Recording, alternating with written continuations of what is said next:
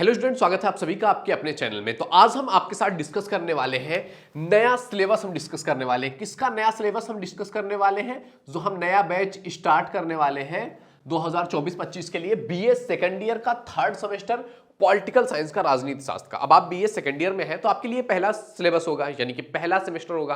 BA second year में आप जाओगे तो पहला सेमेस्टर पाओगे, तो उसको कहते हैं बीए के हिसाब से overall third semester. First and second semester आपको फर्स्ट ईयर में पढ़ना है एंड थर्ड सेमेस्टर आपका आएगा तृतीय सेमेस्टर, बीए सेकंड ईयर का पहला सेमेस्टर। अब इसमें हमको पढ़ना है पॉलिटिकल साइंस में आपका क्या सिलेबस है, क्या चीजें आपको पढ़नी है थर्ड सेमेस्टर में। तो आइए समझते हैं। तो देखो, थर्ड सेमेस्टर का जो नाम है ना, ये नाम है पूरे पेपर का पॉलिटिकल प्रोसेस इन इंडिया।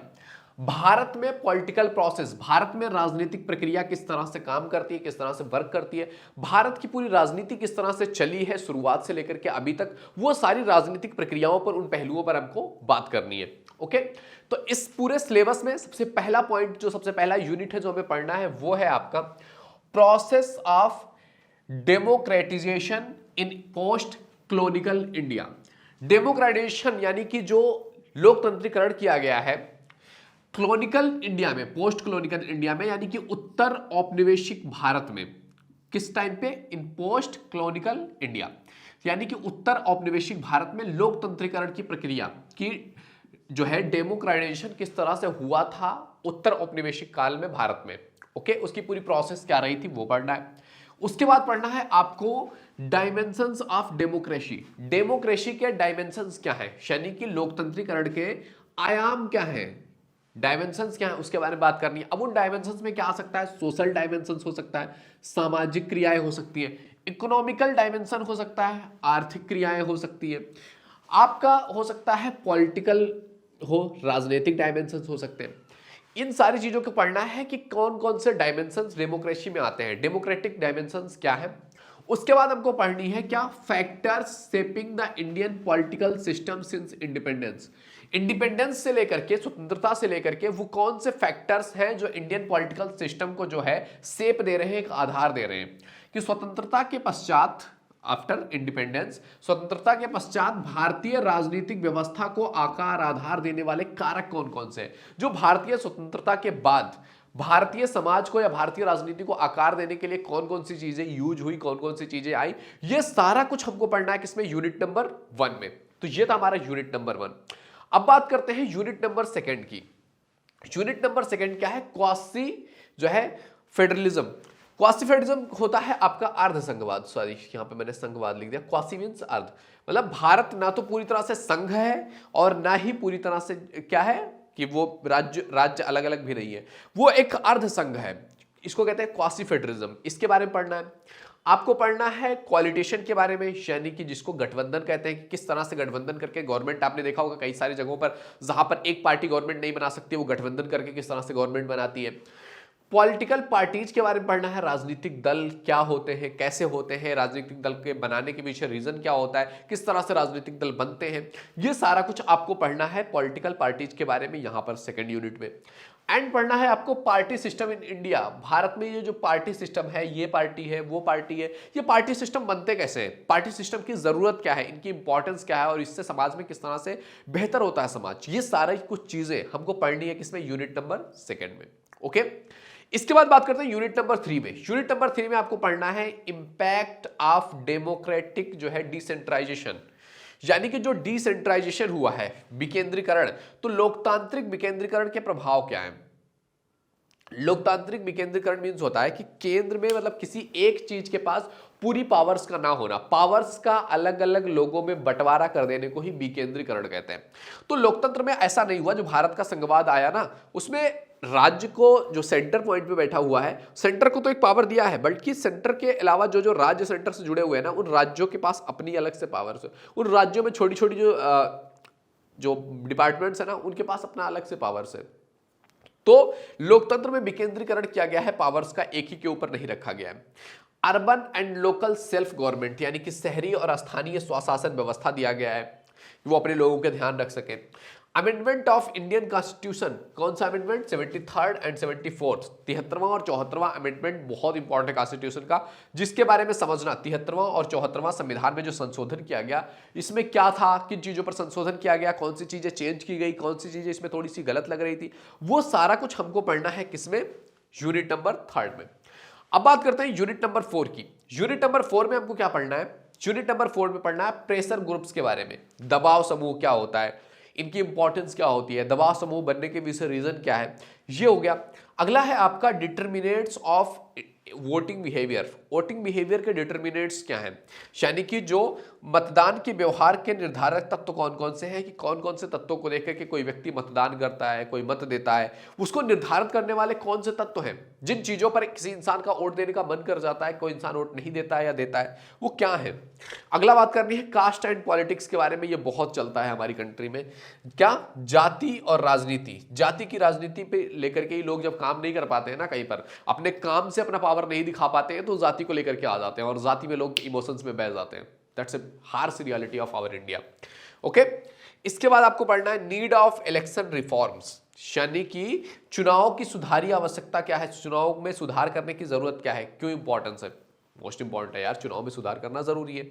अगला है आपका द पॉलिटिक्स ऑफ जो है सक्सेशन एंड एकमेंडेशन, यानी कि अलगाव और आवास की राजनीति किस तरह से काम करती है कि कुछ लोगों में डिफरेंसेस पैदा कर दो, धर्म के नाम पर, कास्ट के नाम पर, जाति के नाम पर, विचारों के नाम पर उनमें अलगाव कर दो और उसके बाद उनमें राजनीति कर लो और वहां पर राजनीति में प्रॉफिट कमा लो। तो ये हमारे 4 यूनिट्स आपको दिख रहे हैं। इसके बाद 4 यूनिट्स और हैं जिसको हम अभी पढ़ने वाले हैं। तो आई होप ये वीडियो तुम्हें अच्छा लग रहा होगा। अच्छा लगे तो लाइक शेयर कर दिया कीजिए। आइए आगे देखते हैं। तो 5th यूनिट में हमें पढ़ना है रिलीजन एंड पॉलिटिक्स के बारे में इंडिया में और डिबेट्स ऑन सेकुलरिज्म पे, यानी कि भारत में धर्म और राजनीति किस तरह से कनेक्टेड है, किस तरह से इसका यूज किया जाता है। जब कभी राजनीति में जरूरत पड़ती है, लोग रिलीजन को सामने ला करके रख देते हैं कि उनका जो ध्यान है अलग चीजें, जो हो गया आपका पूरे देश की इकोनॉमी हो गई, जॉब हो गया, इन सारी चीजों से माइंड हटा करके रिलीजन पे ला करके खड़ा कर दिया जाए। तो ये किस तरह से काम करते हैं लोग, राज्य और धर्म नीति किस तरह से कनेक्टेड हो जाती है कि राजनीति में धर्म लेकर के आ जाते हैं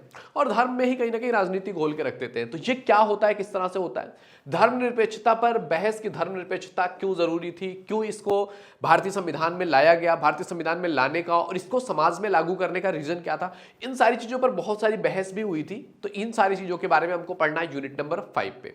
यूनिट नंबर 6 में हमको पढ़ना है affirmative action politics with respect to women, caste and class.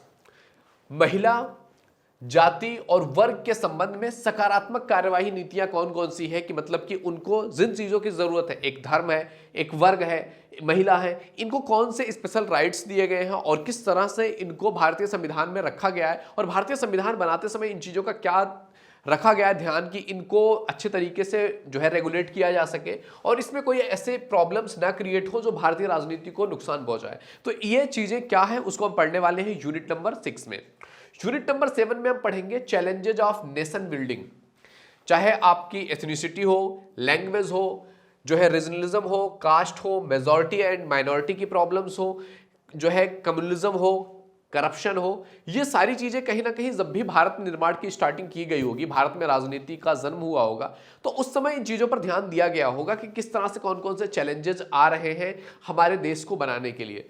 Bharat से जब अंग्रेज छोड़ करके गए तो भारत को एक नई राजनीति का आयाम देना था, भारतीय संविधान बनाया जाना था। तो उसमें इन चीजों का ध्यान रखना बहुत जरूरी था कि हम एक राष्ट्र का निर्माण कैसे कर रहे हैं। एक राष्ट्र को एक पावरफुल राष्ट्र बनाने के लिए बहुत सारी चुनौतियों का सामना करना पड़ा होगा, बहुत सारे चैलेंजेस आए होंगे। तो वो चैलेंजेस किन किन फील्ड में हो सकते हैं, तो वो हो सकता है आपकी एथनिसिटी में, यानी कि जो आपके जो पूरा समाज है उसके कुछ अपने एथिक्स हैं, उन एथिक्स के बारे में हो सकता है कि कौन कौन से एथिक्स हैं। लैंग्वेज प्रॉब्लम हो सकती है, जिसको आप भाषावाद कह सकते हैं, कि भाषावाद की काफी प्रॉब्लम होती है। कई बार आपने देखा होगा कि कुछ भाषाएं हैं, अभी 20 to 33 भाषाएं हैं जो भारत की भाषाओं के रूप में समझा जाता है। बहुत सारे लैंग्वेजेस हैं भारत में, तो उन सभी ने कहा कि यार हमारा लैंग्वेज सबसे टॉप पे होना चाहिए, हमारे लैंग्वेज को सबसे ज्यादा जो है महत्व मिलना चाहिए, हर एक जगह पर इसका यूज होना चाहिए। जैसे इंग्लिश हो गया, हिंदी हो गया, उर्दू हो गया, इन सारे लैंग्वेजेस को क्या कहा गया है कि ये इंडिया के लैंग्वेजेस है, ये भारत के लैंग्वेजेस हैं। और मैक्सिमम टाइम पे आप देखोगे जो ऑफिशियल वर्क्स होते हैं उस पर इंग्लिश एंड कुछ जगहों पर हिंदी का यूज किया जाता है, मतलब मैक्सिमम में अभी भी इंग्लिश रेगुलेट कर रहा है। आप टॉप के किसी भी चीज को उठा करके देख लो, इंग्लिश रेगुलेट कर रहा है हर जगह पे। तो राष्ट्र निर्माण में कौन कौन सी चुनौतियां आई, जैसे कि क्षेत्रवाद को लेकर के हमने बात किया है, भाषावाद को लेकर के बात किया। रीजनलिज्म मीन्स क्या, क्षेत्रवाद की कुछ लोग कहते हैं यार मेरे क्षेत्र पे सबसे ज्यादा काम होना चाहिए, मेरा क्षेत्र देश का सबसे इंपॉर्टेंट क्षेत्र है, ये क्षेत्र सबसे ज्यादा जरूरी है, इस क्षेत्र पर काम हो, यहाँ के लोग खुश रहे, यहाँ के लोगों के लिए अच्छे अच्छे रूल्स हो। तो क्षेत्रवाद कई जगहों पर काम करता है। उसके बाद आपका कास्ट आया, जातिवाद, कि मेरी जाति को लेकर के सब चीज अच्छी होनी चाहिए, मेरी जाति सबसे टॉप पे होनी चाहिए, मेरी जाति को सारी सुविधाएं मिलनी चाहिए। तो जातिवाद को लेकर के भी बहुत सारी राजनीति की जा रही है आज के टाइम पीरियड में भी।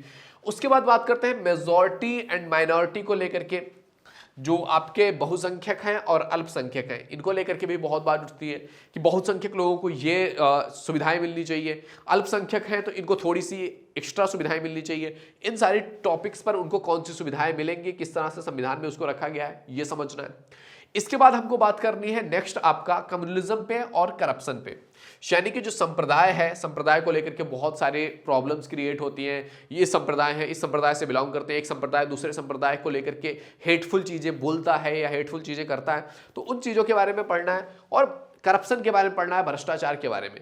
तो जब भी राष्ट्र के निर्माण की बात की गई होगी कि एक राष्ट्र का निर्माण करना है, इन सारी चीजों पर ध्यान दिया गया है कि किस तरह से हम एथनिसिटी को, यानी कि जो आपकी नैतिकता है उसको भी बरकरार रखेंगे, किस तरह से हम भाषाओं को इंपॉर्टेंस देंगे जिससे कि वहां पे कॉन्फ्लिक्ट ना आए, किस तरह से हम किसी रीजन को, क्षेत्रवाद को इंपॉर्टेंस देंगे, किस तरह से हम जाति को इंपॉर्टेंस देंगे, जातियों को रखेंगे उन बीचों में, किस तरह से हम मेजॉरिटी एंड माइनॉरिटी की जो प्रॉब्लम्स है, जो सिचुएशंस है उसको हैंडल करेंगे, किस तरह से हम चुनौतियों जो है बात करेंगे कम्युनलिज्म पे, संप्रदाय के बारे में, करप्शन को किस तरह से रोका जा सकता है। ये सारे टॉपिक्स हैं, ये सारी चीजें जिनके बारे में बात करनी है हमको यूनिट नंबर 7 में। काफी इंपॉर्टेंट यूनिट आपके लिए होने वाला है।